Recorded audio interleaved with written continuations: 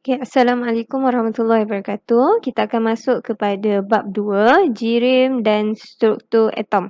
Okay, so dalam bab 2 ni kita ada 4 subtopik, konsep asas jirim, perkembangan model atom, struktur atom serta isotop dan penggunaannya. Okay, dekat sini awak boleh tengok struktur atom natrium lah. Okay, so nanti kita akan pergi dengan lebih lanjut berkaitan apa yang ada dalam atom natrium, apakah sub-zarah sub-atom dalam suatu atom tu. Okey. Okey, seterusnya ini merupakan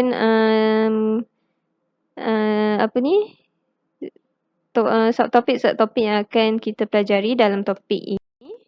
Okey, so kita masuk pada 2.1. Okey, konsep asas jirim. Kita akan pelajari tentang jirim.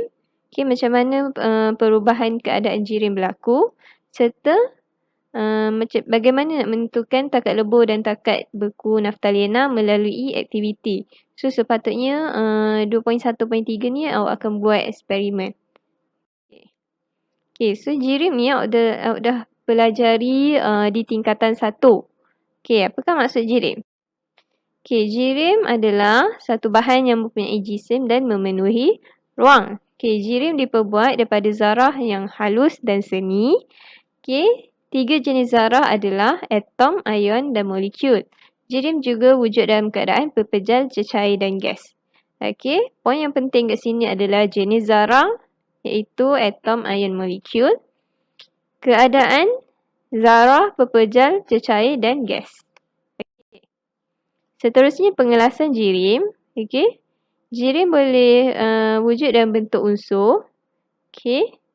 Unsur ni terbahagi kepada 2. Okay, sama ada atom. So, atom ni dia terdiri daripada satu unsur sahaja. Okay, contoh dia bagi kat sini atom karbon. Okay. Seterusnya, unsur juga boleh ada dalam bentuk ataupun dalam jenis molekul.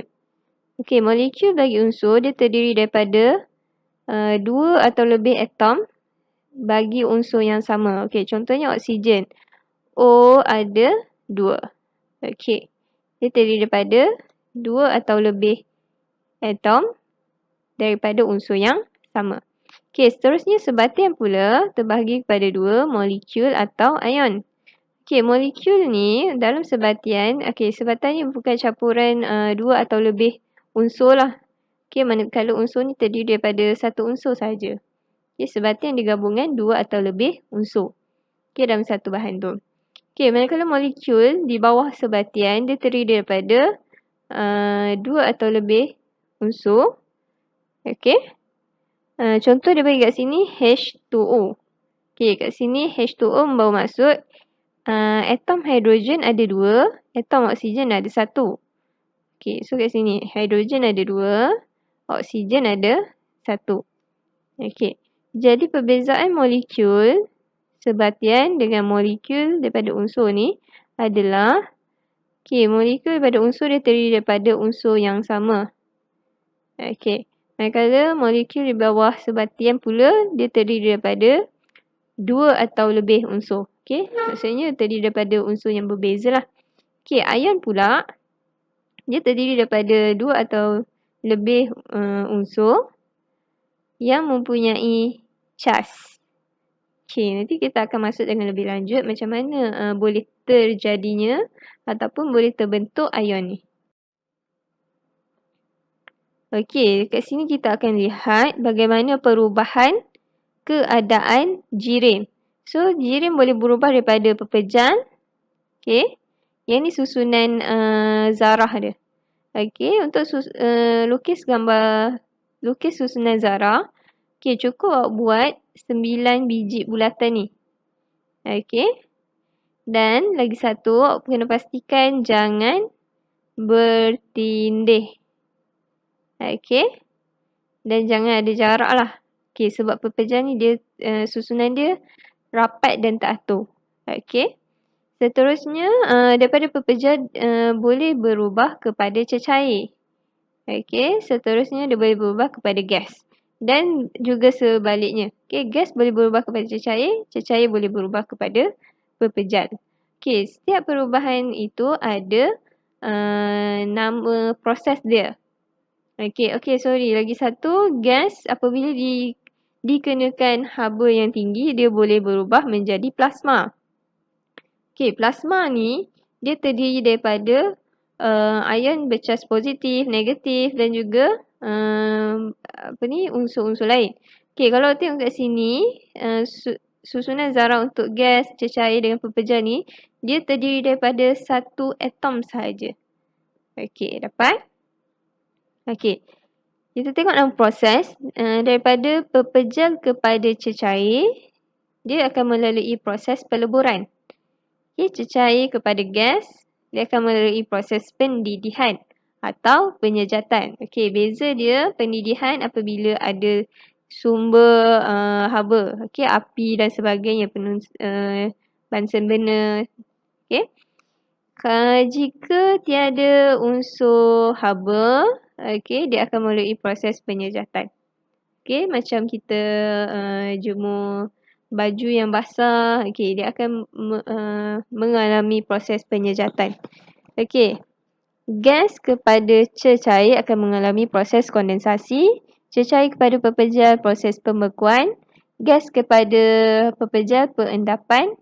Okey, lagi satu tertinggal, pepejal kepada gas, pemejal wapan. Okey, untuk anak panah berwarna pink, merah ni, okey, tenaga haba diserap. Okey, manakala warna biru ni, tenaga haba dibebas. Okey, kat sini kita boleh tengok keadaan jirim kat atas ni. Okey, susunan zarah yang seperti yang kita lihat tadi. Okey, susunan zarah bagi pepejal disusun secara padat dan teratur. Cecair pula disusun secara padat tetapi tidak teratur, macam boleh lihat dalam gambar. Okey, pastikan untuk untuk lukis susunan zarah cecair ni, pastikan tiada atom yang terpisah daripada kawan dia yang lain.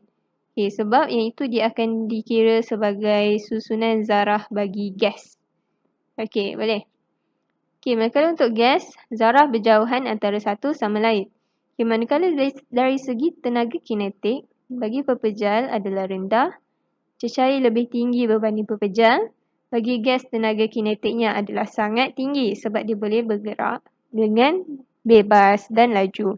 Okey, daya tarikan antara zarah bagi pepejal adalah kuat. Cecair kuat tetapi kurang daripada pepejal. Bagi gas, daya tarikan antara zarah adalah lemah. Okey, seterusnya kita akan belajar graf pemanasan. Okey, semakin tinggi, semakin bertambah suhu. Okey, kita boleh tengok sini.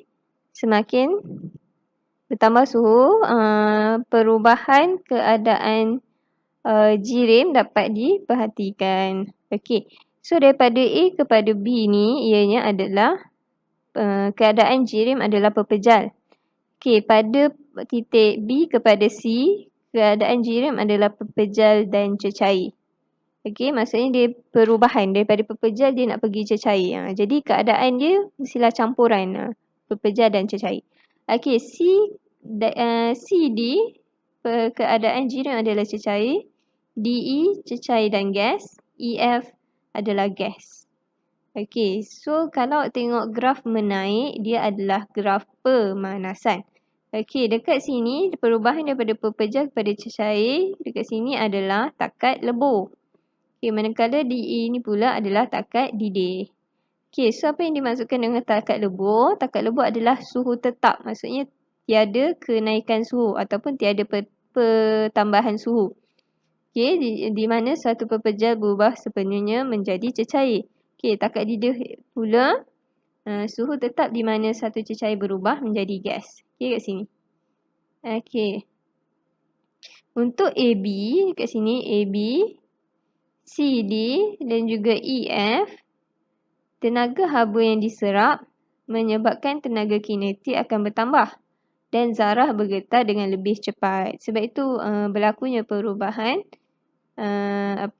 perubahan keadaan jirim. Okey, so suhu semakin meningkat.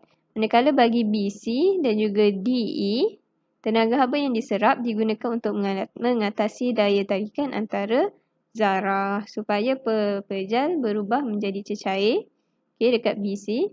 Kalau dekat DE, supaya cecair berubah menjadi gas. Suhu adalah tetap. Okay, boleh? Okay, seterusnya, yang ini merupakan macam mana keadaan fizikal bahan berkait dengan takat lebur dan takat didih.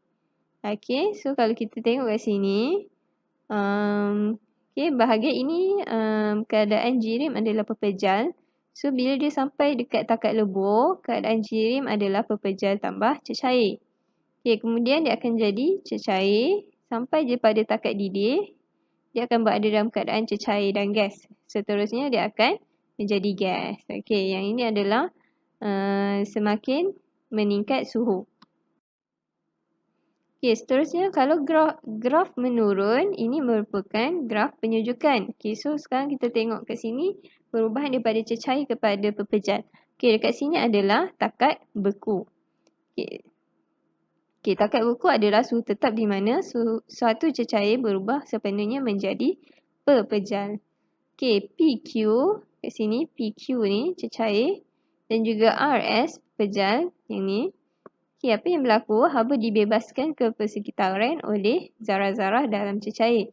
Jadi, suhu semakin menurun. Okay, dekat okay, ni ada salah sikit ni. Dekat QR sebenarnya. Okay, dekat QR ni, haba yang dibebaskan adalah diimbangi oleh tenaga haba yang terbebas apabila zarah-zarah menarik antara satu sama lain untuk membentuk pepejal. Suhu adalah tetap. So, suhu tak berubah kat sini. Nampak garis mendaftar ni.